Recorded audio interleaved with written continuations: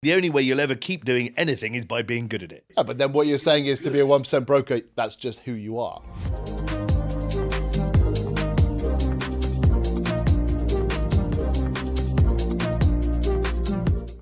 Hello and welcome to the Two Fat Brokers podcast. I'm Ben from Abu Dhabi. We're very lucky to have two guests with us today on the podcast. I'll let them introduce myself. Joe?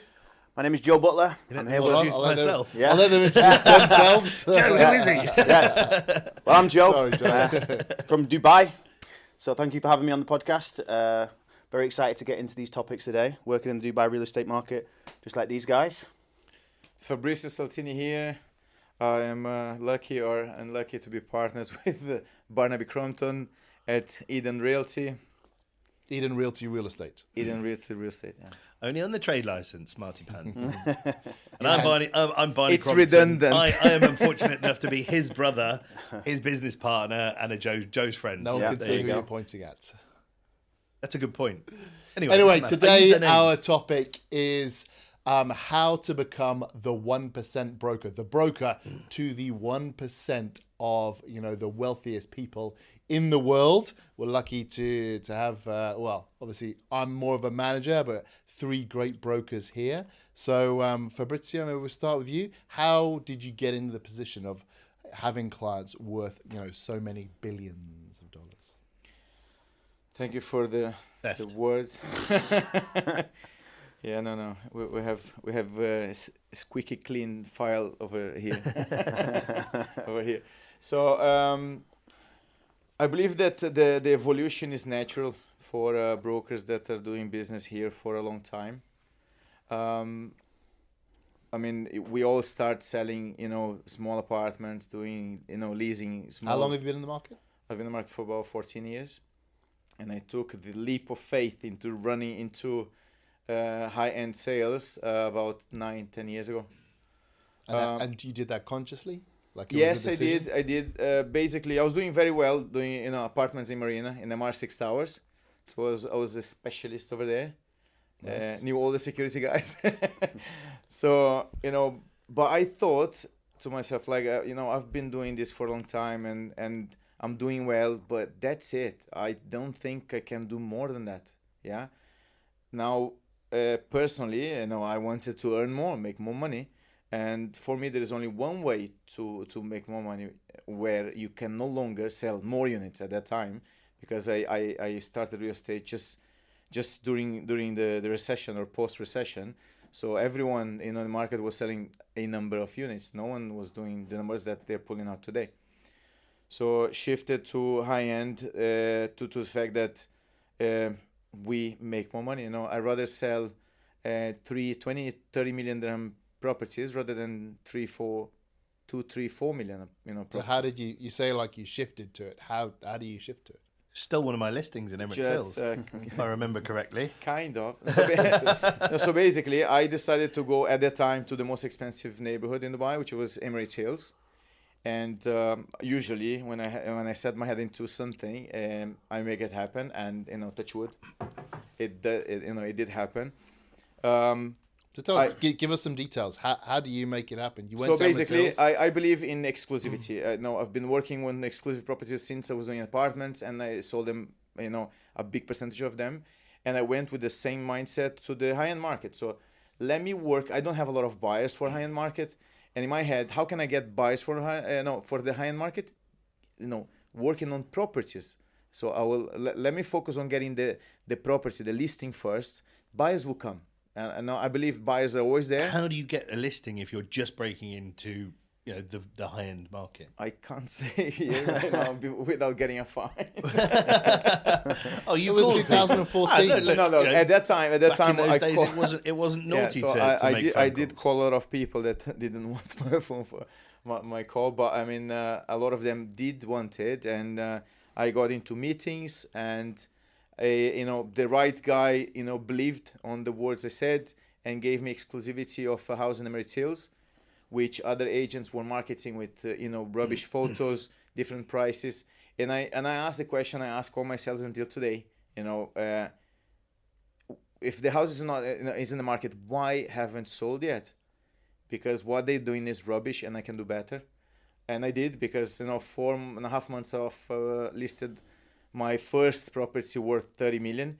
I sold it for 23.5. No, it was 27 million listing. Sold at 23.5 with 4.5 months of exclusivity. And that gave me the fuel I needed to continue doing. And then, off the back of that, I did another 2, 3, and then, touch wood, today we sold just in Emirates Hills over 34, 35. And then we did Palm, we did a lot in Jumeirah Bay.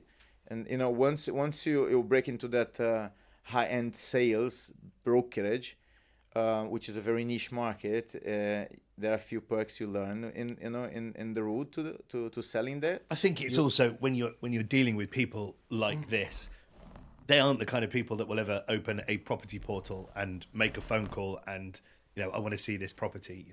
That's just not the way that works. And likewise, they will only ever, if they decide that they're going to sell their property, they will only ever work with somebody they worked with before, or somebody that has been recommended to them. 100%. Right. So when you're working with the top 0.001% wealthy people in the world, they don't go out looking for people. Yeah. People are brought to them.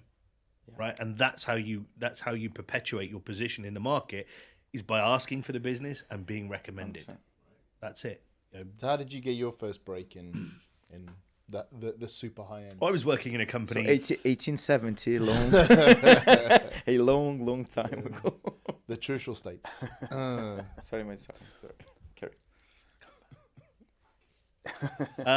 I was working in a company that had a good pedigree in Emirates Hills. The company that I worked for had 2 guys working in that community, and I was selling houses in Victory Heights. When Victory Heights was one community, it was Carmen, everything else was a dust bowl. And I saw, similar situation. I saw these guys putting up good numbers. And I said to the boss at the time, I want to do that. And at that point, I did flyers, I got listings, I put my for sale boards up outside these listings. And for sale boards is so for good. sale boards are phenomenal. And then you just, same principle. Every time you work with someone and you sell a house or you list a property, are any of your friends looking? Do any of your friends want to sell? Do any of your friends want to buy? Mm-hmm. And if they're happy with the job that you do, they will refer you business. And that's how, and it just snowballs, I came up with a story with Joel a while ago where, I sold the most expensive property in Emirates Hills, and I can trace back all of the referrals that got me to that transaction just by asking for the business and making sure the business that you do is really fucking good, and then they will refer you. So that's how you make it. Do good business. I'm sorry to interrupt, guys. It's really fucking annoying when your business partner sold a house more expensive than you.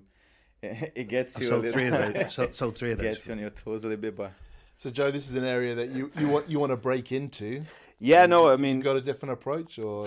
I mean, listen, I can't class myself. I've got to be humble here. I'm not in the top 1% like these guys. They've been in the industry a lot longer than me. Yeah. I'm not going to sit here. I could sit here. You will be though. Yeah, of course, it comes. And I'm you've got the pedigree to make it. That's for me, I took a total different approach. I came into the industry, post COVID, and I had to find a way to make it work. Right, you got the typical way of becoming a seller's agent, picking an area. You kind of said, oh, here's a data list, go and do what you want with that.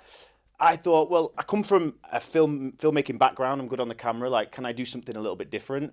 And what I did was essentially set up a social media channel, which is my YouTube, having not a clue which way I'm gonna make this go. So I just gonna start. What's your YouTube? Is Joe Butler? Joe Butler, yeah. Joe Butler Official. Okay. Yeah. There you go. Actually, that was Joel's recommendation. I think it was Joe Butler 56. He said, make it Joe Butler Official. That sounds good. So we can start just Joe Butler now and undercut your... Exactly. It's just all the other Joe Butler. Yeah. And it took a while to get off the ground, and then, started getting a lot of leads coming in, and basically I became a buyer's agent, right? So, working with buyers, giving them, investment opportunities, mainly in the off-plan market to start with. Especially, I'd say 3 years ago, it was actually still, it was very good prices still, And, a lot of my clients, now coming back to me because they made a load of money. But then, I just started to, I wanted a taste of that luxury market like you guys did, but I had my own approach to it, and I figured, how are we going to break into it? And I was introduced to, developing properties in the luxury space, and started making content around that.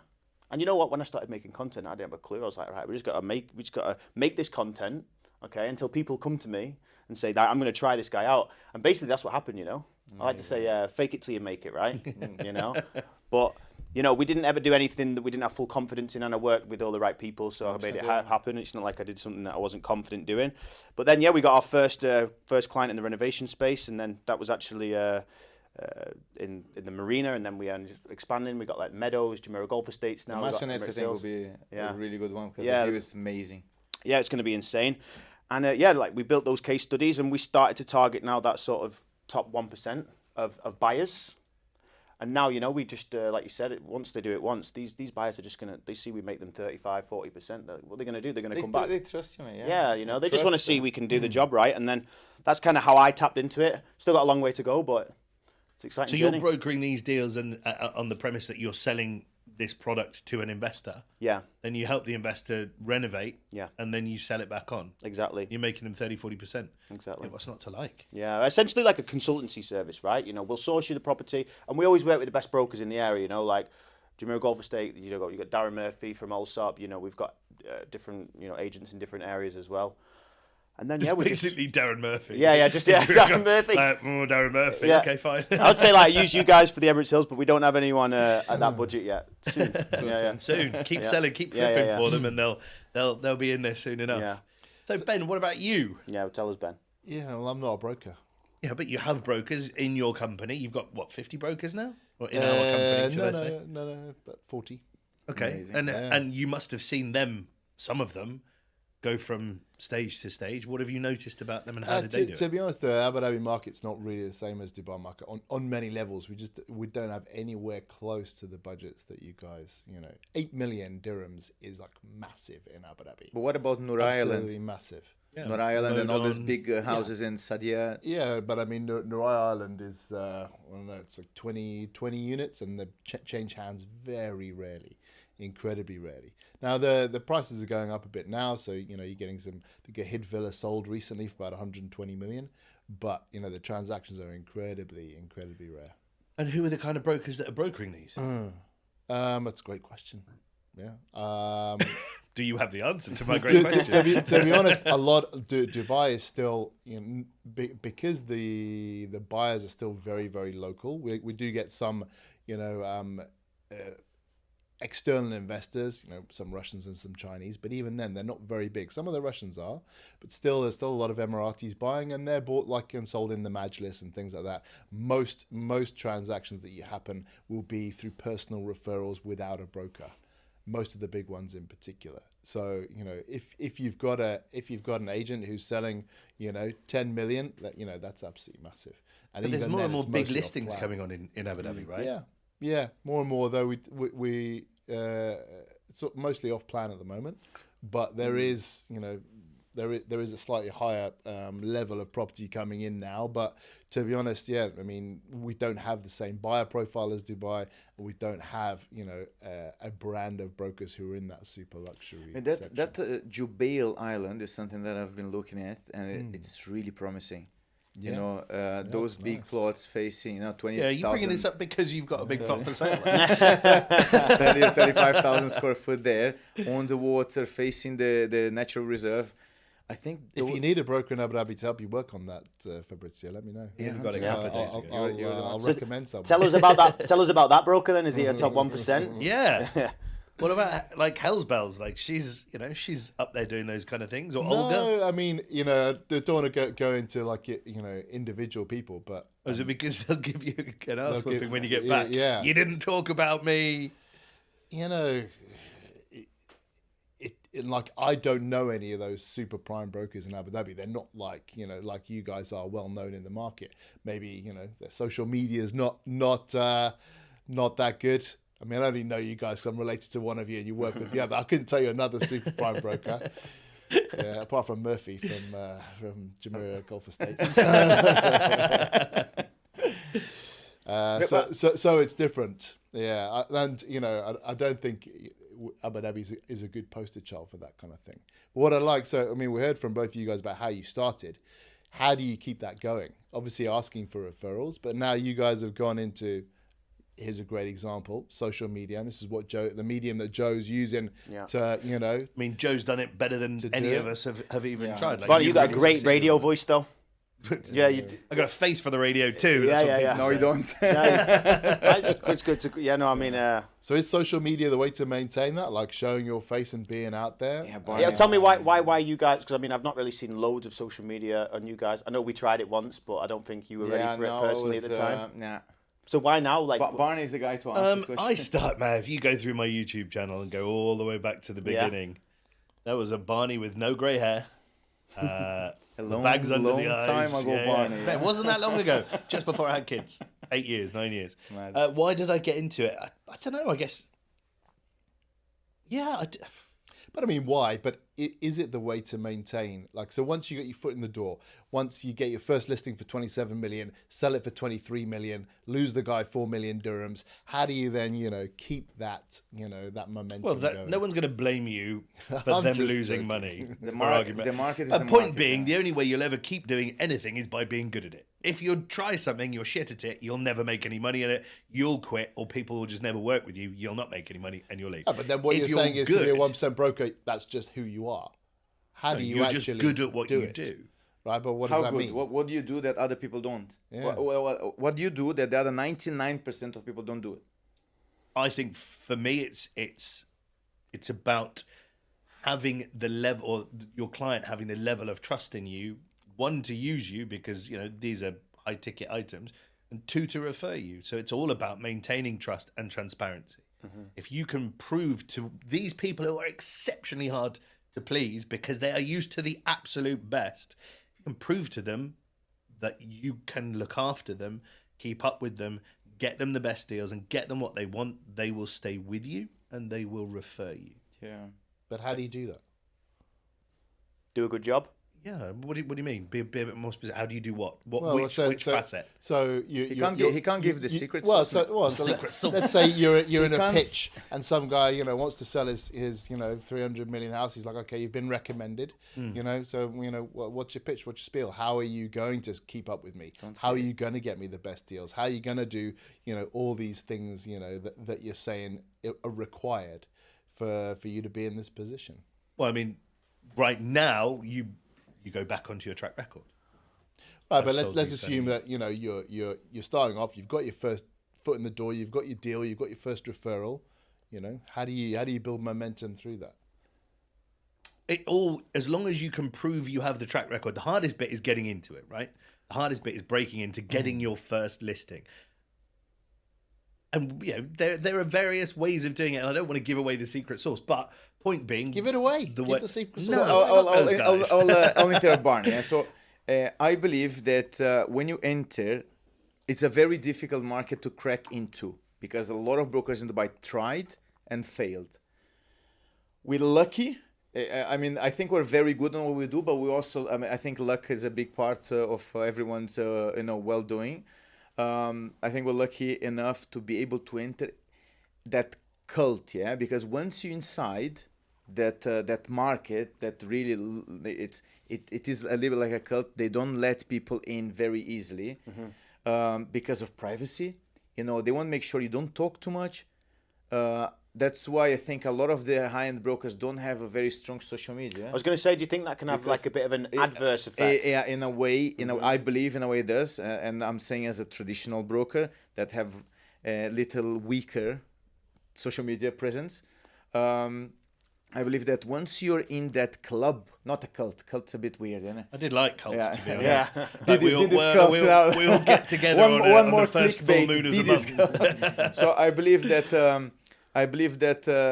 once you enter that club, you will start to be recommended, and you bring the numbers that you. What he's asking is, how do you do it? He's saying, right, you've got your first listing. Selling. So once you get your first listing with that very wealthy seller, and you actually sell it, doing the job we're supposed to do, and we're not going to sell exactly what we do here because then we'll have a lot of people doing the same. Here's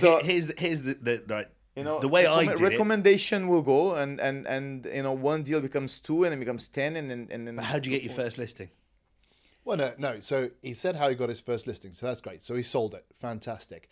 then you just sit back. Listen, I'm in now, guys. Hey, ask for business. I'm just so I'm getting the recommendations, and and life's easy, and and not and easy. once you got that You have first to one, keep working. anyone, even someone who can't sell, like me, keeps on getting recommended and keeps going. No, they will only presumably recommend not. you. You've got to do something. Let's say you have a house worth 200 million dirhams, yeah, and you have to invest off your own pocket 20,000 dirhams to do a open house. A lot of agents can't do it. They can't afford it. They don't back themselves to do it. You understand? And And then we they'll built go a to the website for company. that one They'll com. go to their like we invested a lot of money just to create a website that we end up even opening to the public. Yeah, so we part of our pitch to get this $100 million, 370 million dirham penthouse was we will build you a password protected website so that anybody who comes in, Get all a of unique- the photos, unique you get a code, yeah. unique login, and that's displayed on all of the pictures, so nobody can take screen grabs, nobody can take photos. It was a fully Very protected private, website. fully protected website. That came at a cost, but that's the kind of thing we're prepared to do for our clients. It's a risk that we're taking on behalf of our clients. And not a lot of agents will Yeah. put their money on the line to back themselves. We're Even prepared- for something we that like, expensive. yeah, we like. even more so, right? How hard is it going to be to sell something like that? Right? It's that the amount of buyers in the world who could afford it Yeah. is 30, 40 people. Yeah. Yeah. But we're backing ourselves that we'll put our own money into the fact that we can sell that. That's how much we back ourselves. I had meetings when I started the high end business. I went to dinner meetings, spending money that I shouldn't be spending on a dinner, of other people that can afford 1 billion of these dinners piled up together. I could afford one, and I took I took the guts to do it, and that's my treat, guys. Please, it's a lot of risk taking. It's a lot of walking the talk, and investing on your business, where other people, like I see brokers spending 10,000 over a table on a nightclub getting pissed, but not investing 1,000 in taking a client out and pay for his bill. The Rolex is the case in point, right? So many agents who can't afford to take their clients out for a meal to get that referred business will save up for a Rolex Yeah. or save up for a Land Rover, BMW, whatever. I mean, a lot of brokers, they're flashy, right? So they have a nice car, nice suits, all that kind of stuff. So Yeah, they're- just showing it. I'm a hiding the Rolex. Yeah, but Joe, like you've proven that you can do it, so you're entitled Yeah, to yeah, wear yeah. all that. That's Yeah, no, your. 100%. Mate, Well, it that's took me a long time, your- It took me a very long but time. you probably didn't wax your first paycheck on something like No, that. I didn't. You're actually, not an idiot. I didn't wear a watch for the first 2.5 years of being in Dubai. I didn't wear a watch. I was like, I'm not going to go and wear like another watch, because I want a certain watch. Yeah. But I'm not going to buy one if I can't afford one. You know what I Exactly. mean? Same as And renting the a car money is for all the time better as well. invested in yourself. Yeah, Yeah, but in- hold on. Something really, really interesting here is look how badly these guys are dressed. No, we don't. They're dressed extremely badly, right? There is if you I take did brought another these polo. are two of the better brokers in Dubai. Let's say Yeah. I would say extremely badly. Is I was just like Yeah. just a average Joe. yeah. I mean, yeah. So it's clearly, you talk about Nobody gives a shit how we dress, though. exactly. Well, that's a really interesting point, isn't it? That's a really interesting Most point. of the people that we deal with dress like us anyway.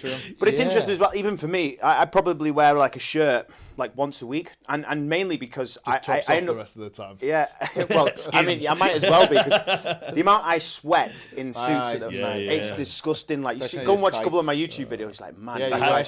the- Yeah. I had to It's a hang. see-through wet white shirt. It was yeah? in the Montgomery, It's and I had to hang my shirt on a hanger in the garden just to be able to shoot the second part, because it was a totally different Yeah, it's color. mad. Saw the video. Yeah, well, there you go. Yeah, Perfect. So, Good so what commitment you're to the saying cause, is though, man. Exactly, it was. spending money on your clients, taking them out and things like that. I wouldn't say but you're spending not money. I spending say money investing on your business. investing on your business, Which is- but you're not spending money on fast cars and nice suits. So you're not spending money on image. You're spending money on, your mate, clients, gifts to your clients, I wore giving them bottles suit. of Look, wine, taking them Ben, out for I wore dinner. I wore a suit Yes.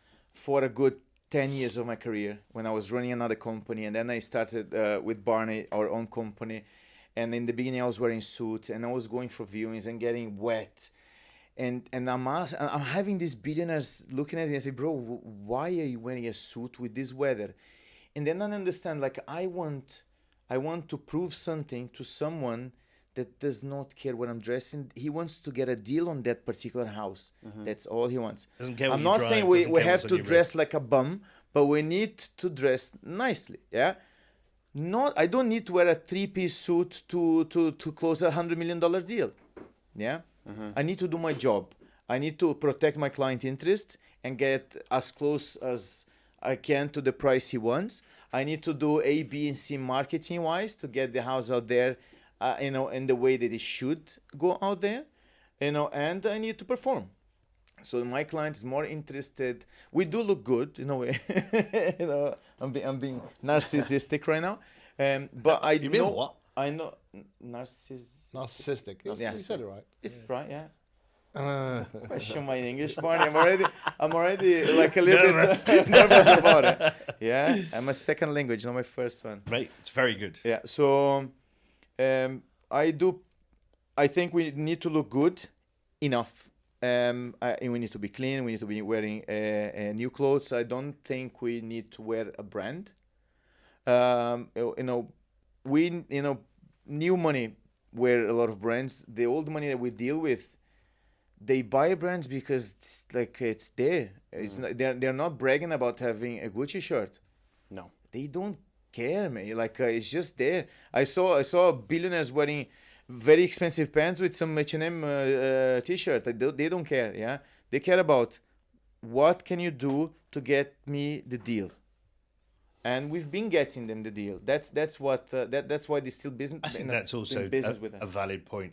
A lot of the time it is also the places you can bring your clients, the opportunities you can put in front of them, right? If you really want to be able to hang with the big boys, you've got to be able to have access to these kind of opportunities. You've got to be able to open the door to the penthouses, to the $100 million houses in Emirates Hill. You have to be able to operate in these echelons, because if you don't, you're not going to be able to help Imagine these you guys went at you all. went with your big investor to Namos on a table, and then the guy decided to joke about it, and let's go Roman, let's just split the bill, and everyone pay $7,000 for a dinner. You need to be ready. You need to be ready for the big game. Yeah, you can't go fight with the big guys and not being able to afford stuff. So I rather keep that buffer. And when I started, just in case, rather than wearing a Salvatore Ferragamo suit I want to just see you in a Gucci shirt. Full Gucci. Full And Gucci. shoes two-piece Gucci. shorts. Yeah, and Yes. shoes and cap. Yeah, The bumblebee cap. I'll look like a Brazilian gangster. Yeah. We'll look From the amazing. favelas. Yeah. Joe, from the outside looking in at these guys, Yeah. obviously, what do you think is the key to their success?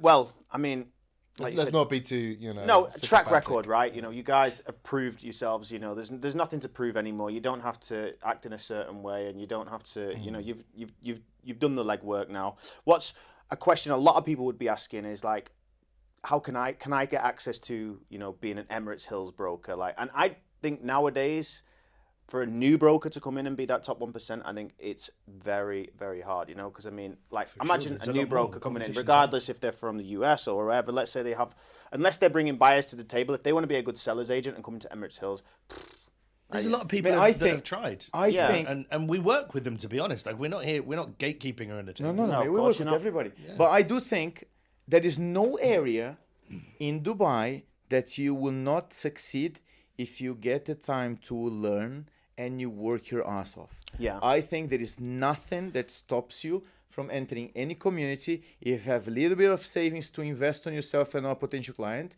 if you have the time to learn about the community and learn everything about what's going on in the market, and you put the time and you work. My opinion. Actually, there's a very good point as There's well. nothing that stops anybody from getting anywhere. We've seen a lot of people come to Emirates Hills and decide that they're not going to work with the other brokers there, like us, like Lee from Sotheby's. There's a couple of other real estate agents, and they decide that they want to go it on their own. And in doing that, actively work against the brokers that are already there, trying to take listings from them, Yeah. that kind of thing. And those agents are the ones that never made it. Yeah, that's a Because very no good man point. is an island. You need the help. There of is your no fellow I in team. but you need the help of the people that are already there, because they're the ones that are going to give you all of the feedback on the community. They're going to tell you, you know, this villa sold for that, and then you can use that when you're going into your meetings. I think there's one good thing as well, like, and I learned this. It's like you're probably going to have a lot more of a productive way of getting into this market rather than sitting trying to call people randomly. Go to some very, like you said, invest. Go to some very expensive bars, sit, have a few whiskeys, and just talk to every man that you see, every person that you see in these like really high classy places, and you just don't know who you're going to meet. And I think 100%. you know, I think that's actually a way more valuable like time spent than just sitting on the end of a phone just saying, "Hi, looking to sell this. Hi, looking to sell this." Mate, how many times you're on a petrol station to get your car washed, and there's like 2 or 3 Ferraris in front of you or a Bugatti? There is a 70% chance of that car being rented, but there's a 30% chance of that car being belonging to the guy that's in front of you. Just go talk to the guy. What will he do? Punch you? No one will do shit. Like, just introduce yourself. You know, there's no barrier to introduce yourself to anybody. Mm-hmm. And if you sound good and you're confident on yourself and you're smiling, I'm a big fan of smiling, man. Like, no one likes to talk to someone that is looking down. Just if you're smiling and your chest is up, like, he's going to talk to you. And if you have value to offer, as a smart businessman he's going to listen to you. Mm-hmm. Just from the outside looking in, how much, and I think you're making a good point there, Fabrizio. How much do you think your personalities have allowed you to be able to talk to these people like on a level? I think, because I mean, you guys have never been close to being billionaires when you're growing up or whatever it is. We're not close now as well. We're still very far from being a billionaire. So you probably never met those type of people. True. And some people are incredibly intimidated. And what you often find is if you act subservient to someone, they don't want to do business with you. They want to do business What are you intimidated of? 100%. With someone who isn't equal to them. They're not going to they're hit you not over the doing head you a with their bank favor. balance.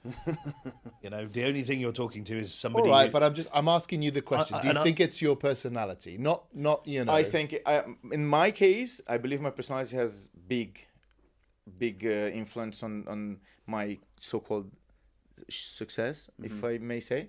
I think a lot of the time they spend a lot of time with Fabrizio going, sorry, what? What did you say? Yeah, but But then that's more time they're spending with him. Narcissist. So I think my personality is it's likable, and I think they like what they hear and they like what they see. I think if you're in sales, which we are, we need to be friendly. Mm-hmm. And I don't think we're in sales. servicing, consulting, whatever you call it. Dreams. Yeah, we talk to people. Yeah, we're on a people market. We're a people market. Yeah. Are we selling those dreams or buying those dreams? We need to be happy and forward. And I think my personality matched the business that I'm in right now.